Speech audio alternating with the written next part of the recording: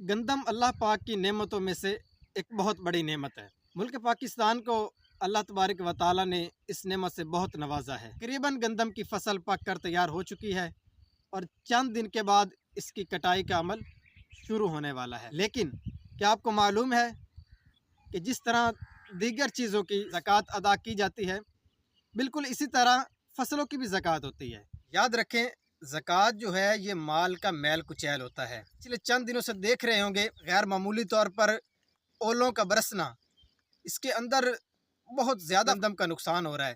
तो इसकी बहुत बड़ी एक वजह ये होती है कि हमारे किसान भाई जो हैं वो अपना उशर, अपनी ज़कात मुकम्मल नहीं निकालते। सैकड़ों जामियात और मदारिस जो हैं वो दावत इस्लामी के ज़ेर इंतज़ाम चल रहे हैं, जिसके अंदर लाखों की तादाद में बच्चे और बच्चियां दीनी तालीम हासिल कर रहे हैं। के ऊपर करोड़ों रुपए के अखराजात हैं। तो मेरी आपसे ये मदनी इल्तिजा है और अपना उशर दावत इस्लामी को